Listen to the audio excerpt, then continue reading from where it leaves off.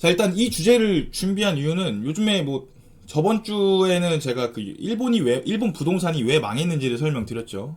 그리고 이제 우리나라는 어떻게 될 것이냐 해서 제가 짤막하게 말씀드렸던 게 저번 주 거를 정리를 하면 우리나라도 조금 많이 비슷한 양상이 있긴 있다더라. 요 정도까지는 보여드렸고, 그러면 앞으로 우리나라 부동산은 어떻게 될 것이냐, 그게 가장 중요한 핵심 포인트일 텐데, 부동산에 대해서 다른 유튜버들과 다른 점, 바로 저는 이제 이론부터 받고 시작합니다. 오늘은 아파트 공급량 보기 전에 일단은 감정평가 이론적인 부분부터 한번 같이 보고 시작을 할 거예요. 자, 이 그래프 아시나요, 여러분? 이 그래프가 바로 그 유명한 DW 4사분면 모형입니다. 공부하시는 분들의 이제 그 ASMR처럼 듣고 그냥 보시면 돼요.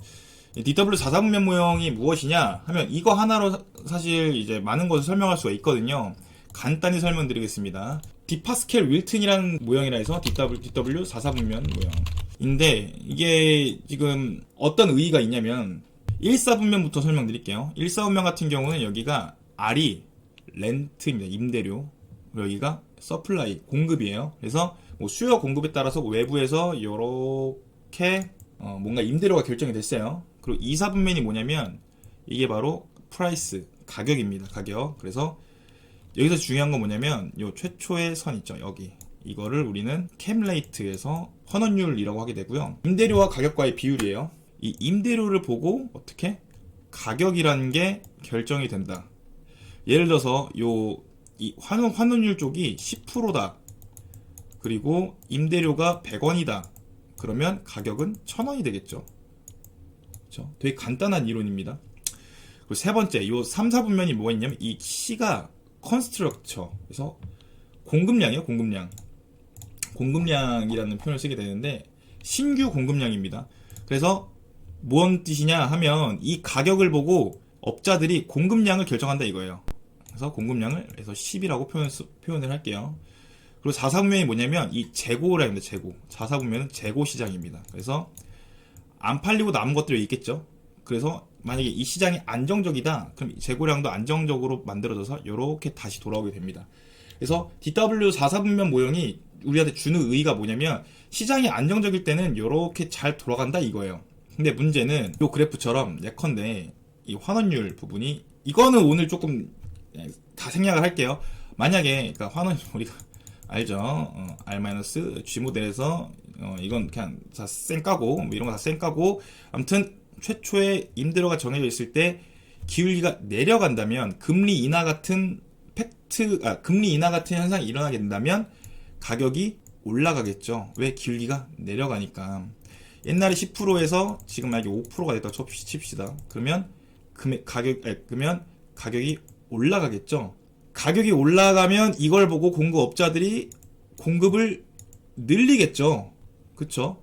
공급을 늘리면 어떻게 해요? 재고가 쌓이겠죠. 당연한 거죠. 그러니까 이거를 알고 보셔야 됩니다. 지금 우리나라 아파트 공급량을 보시려면 이걸 보고 보셔야 돼요. 재고가 늘면 어떻게 해요? 임대료가 떨어지겠죠. 당연하죠. 쉽게 말하면 금리 인하와 같은 현상들이 일어나게 되면 부동산 가격이 올라가고, 부동산 가격이 올라가서 업자들이 많이 만들어내고 공급량을, 재고가 쌓이고, 재고가 쌓이면 다시 임대료가 내려가고, 임대료가 내려가면 어떻게 해요? 가격이 떨어지겠죠. 떨어지면 덜 만들겠죠. 덜 만들면 재고가 덜 나오겠죠. 그러면 가격이 다시 올라가겠죠. 이 사이클 그대로 가는 겁니다. 이걸 사이클이라 하는 거예요, 이걸. 뭐 이상 기영이 그림 그려놓고 뭐 10년 동안 뭐 박근혜 정권, 문재인 정권 이런 거 말고 우리가 이론적으로 보면 결국에 시장에 충격이 왔을 때 요 4분면, 요 임대료 시장, 가격 시장, 건설 시장, 이 재고 시장, 이 네 가지 시장이 이렇게 장기에 시간이 경과됨에 따라서 자정작용을 하게 됩니다. 그러면 이거를 n번 반복하게 되면 돌게 되면 결국 최초에 이 빨간색 점으로 다시 회귀를 하게 돼요. 이거를 계속 n번 반복하면 이렇게 가다 보면 결국에 우리 거미집 모형처럼 이렇게 다시 이렇게 회귀하게 됩니다. 회귀하게 돼요. 그러면 어떤 충격이 가던 간에 이 이론에 따르면 결국 다시 최초의 상태로 돌아오게 되네. 그러면 장기 부동산 가격은 뭐 부동 가격이나 공급량은 똑같겠네. 여기에 함정이 있습니다. 어떤 함정이 있냐? 바로 안정돼도 재고는 항상 남는다. 이게 핵심이에요. 왜?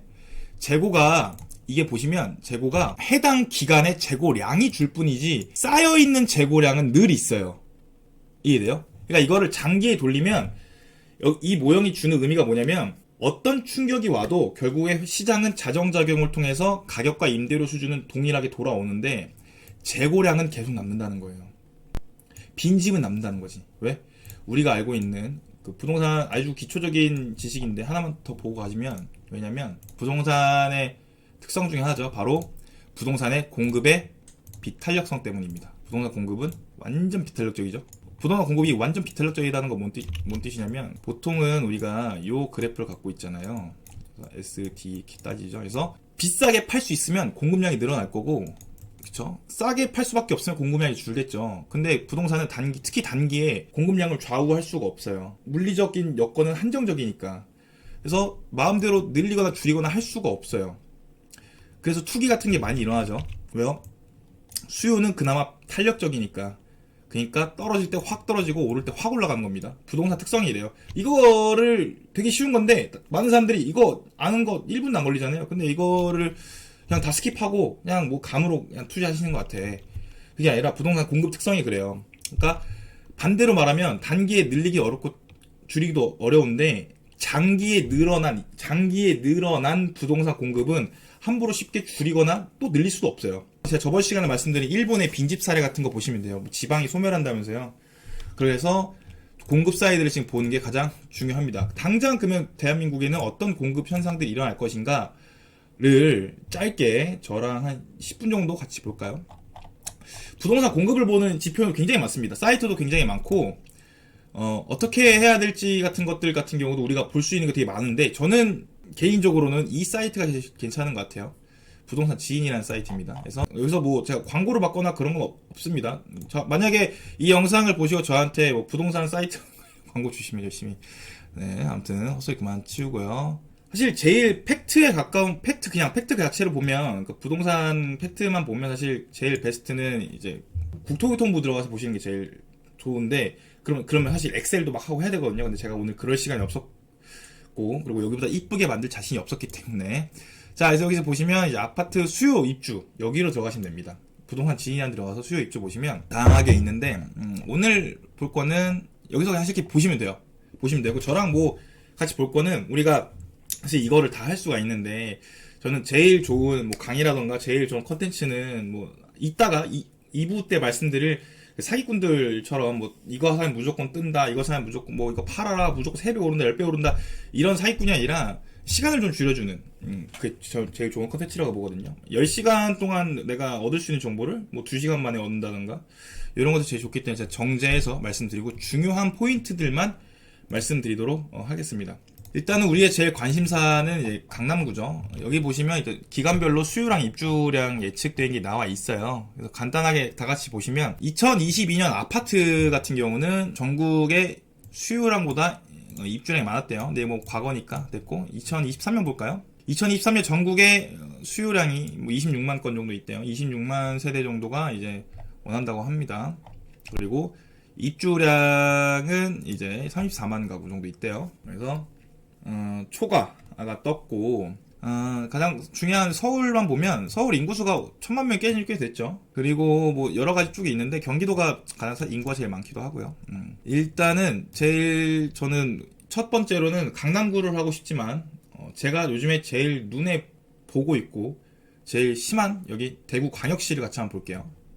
조금 지금 심각해요. 대구가 가장 심각한 게 뭐가 있냐면, 대구가 지금 어떤 상황이냐면 가격이 지금 많이 떨어졌어요. 가격이 이래요. 경매 시장에서 대구 낙찰률을 역대 최저로 보고 있고, 대구가 아파트가 신저가가 속출하고 있거든요. 그리고 경매 시장에서 대구 낙찰률이 역대 최저로 찍고 있고, 왜 그러냐 하면 일단 공급량이 겁나 많습니다. 공급량이 겁나 많고 딱딱 과잉이죠. 그래서 입주 물건은 37,000개인데 12,000세대밖에 안 들어오는 상황인 거고, 분양 가격도 좀 많이 떨어지고 있고, 대구 같은 경우는 일단 가장 먼저 핵심으로 지금 가격이 많이 떨어지고 있는 이유 중에 하나가 사람들이 원하는 것보다 만들어지는 게 더 많아요. 그럼 어떻게 돼요? 당연히 가격이 떨어지겠죠. 근데 아까 제가 방금 뭐 어떻게 말씀드렸죠? 가격이 떨어지는데 부동산은 어떤 특성을 갖고 있다? 완전 비탄력적인 현상을 갖고 있다. 가격이 완전 비탄력적이기 때문에 가격이 떨어져도 멈출 수가 없다는 거지. 이미 지어지거나 지어질 예정인 것들을 우리가 부실 수가 없잖아요, 인간적으로. 그렇기 때문에 대구가 지금 가격이 엄청 떨어지고 있다. 이거는 팩트. 그러면 어디가 어떻게 되는지 볼까요? 제가 직접 본 것 중에는 동대구역 이 근방이 가장 지금 뭔가 되게 많습니다. 동대구역 쪽이 뭔가 되게 많아요. 자, 여러분 여기 이렇게 회색으로 되어 있는 거 있잖아요. 회색으로 되어 있는 것들, 이것들이 그냥 아파트 단지라고 보시면 됩니다. 아파트 단지 되게 많죠. 되게 많죠. 그리고 보시면 동대구역 앞에 여기 신세계백화점이 있습니다. 신세계백화점이 있고 근처에 보시면 바로 앞에 KTX거든요. 바로 앞에 동대구역 화산파크 드림 아파트 신축 예정이죠. 여기도 신축 예정입니다. 여기도 신축 예정이고 뭔가 되게 아파트들이 이미 되게 많습니다. 범어동이나 이쪽은 원래 부촌이었고요. 대구에서 좀 제일 조금 가격 되는 곳이죠. 그러니까 대구가 지금 아무튼 다 요약해서 말씀드리면 수요량 대비 입주량이 되게 많습니다. 이게 언제쯤 풀릴 것이냐 하면 사실 몰라요. 26년도 부족 뜨지만 아무튼 몰라. 어떻게 될지 아무도 몰라요. 강남구를 보게 되시면 수요량 대비 입주량이 되게 많죠. 강남구도 지금 입주 폭탄입니다.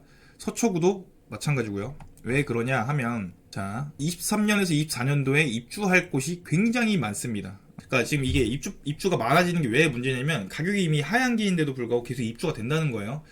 대표적으로 우리가 보는 라고 해서 이게 지금 84형이 29억 3천 찍었다가 29억 3천 찍었다가 23억이 됐죠. 지금 6억 얼마야? 30억 정도에서 한 7억 정도 빠진 겁니다. 물론 10층과 3층의 차이가 있긴 있어요.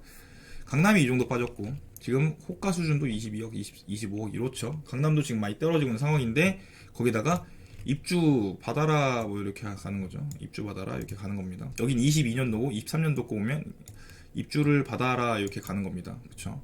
자, 거기다가 서초구도 한번 볼까요? 마지막으로 서초구. 당장 올해 많죠. 이거는 부동산 관심 있는 분은 다 아실 거예요. 왜? 원베일리 나오잖아. 원베일리. 원베일리. 갓베일리가 어딨죠? 여기 있습니다. 여기가 다 공원이거든요. 원베일리 같은 경우는 입지가 되게 좋습니다. 한강 바로 앞에 있고 장난 아니죠. 그래서 원베일리 같은 경우는 이제 여러분 한강뷰 쪽에 보실 때 중요한 거는 84형이 30억 8천이래요.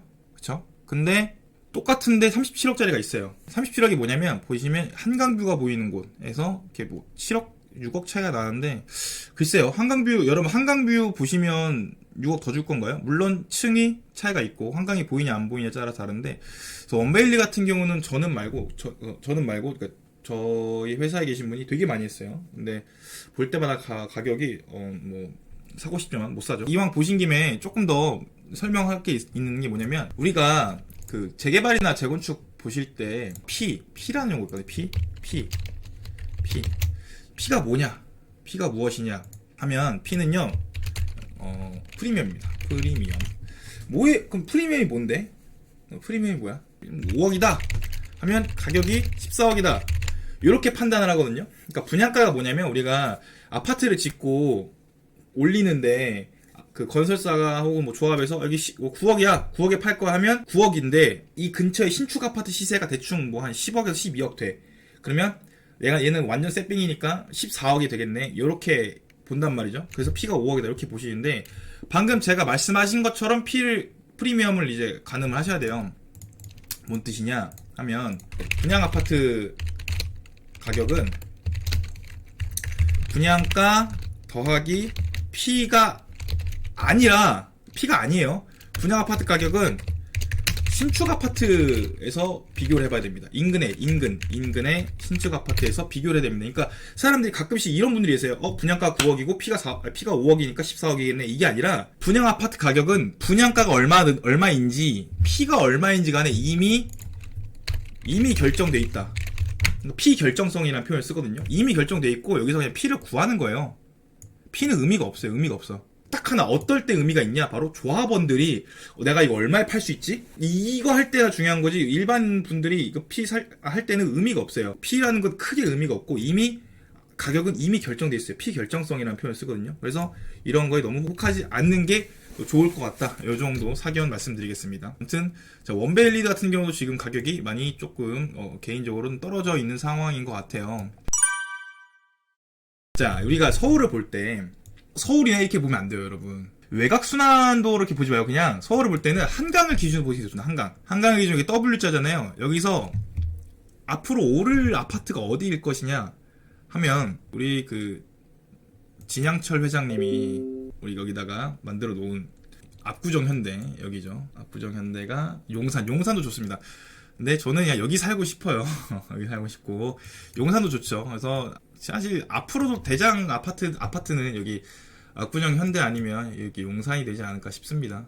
개인적으로는. 이게 왜 중요하냐면 우리가 아파트 가격을 볼 때 기준점 잡을 때 대체 원칙이라는 표현을 쓰는데 대장이 어디야? 라고 봤을 때 서울로 봤을 때는 여기랑 그다음에 여기죠.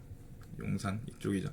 용산 같은 경우 제가 조금 나중에 시간이 되면 조금 썰을 풀어드릴게요. 용산 같은 경우도 여기를 4사분면으로 보고 1사분면, 2사분면, 3사분면, 4사분면이 있거든요. 1사분면 같은 경우는 여기 후암동 우측으로 해서 이게 이태원 이쪽이죠. 한남동 쪽이죠. 그 다음에 2사분면 같은 경우는 여기 서울역의 서측으로 해서 청파일구역 쪽 해가지고 이 2분면 쪽은 이쪽이 괜찮고 조금 더 내려오면 효창공원에서 이제 공덕으로 빠지는 여기 괜찮고 3, 4분면 같은 경우는 여기 이촌 밑에 이 라인 리모델링 이슈 있죠. 4, 4분면 같은 경우는 한남동으로 해서 쭉 빠지는 서빙고동에서 여기까지 한남동으로 빠지는 요 라인도 지금 정비구역 뭔가 하고 있죠. 뭐 늘 말씀드리지만 단군일의 최대 사업이라는 한남 5구역도 여기 있고요. 뭐 개인적으로는 여기서 대장은 여기 신동 아파트입니다. 이런 얘기 함부로 하면 안 되는데 그 다음에 이제 성수 여유도 있겠죠. 이거는 제가 구독자 10,000명 되면 한번 썰 풀어드릴게요. 너라면 어디 살 것이냐. 그러니까 다시 말씀드리면 저는 일반 사기꾼들과 다릅니다. 뭘 사라 뭘 팔아라 하진 않고 어디가 좋아 보인다. 요 정도까지는 말씀드릴 수 있을 것 같아요. 정리해서 말씀드리면 결국에 부동산 공급이라는 거는 요 부동산의 특성, 요 DW 모형 한번 보시고 부동산 특성 요거에 따라서 조금 좌우된다. 특히 부동산 이제 공급 특성, 요 완전 비탄력적인 모형이 있기 때문에 함부로 공급을 늘리게 되면 자 일본이 그때 제가 저번주 말씀드렸죠. 일본이 부동산 가격이 왜 갑자기 폭락을 했냐 하면 6년 동안 150만 호씩 공급했어요. 근데 그게 어떻게 돼요? 부실 수 없죠.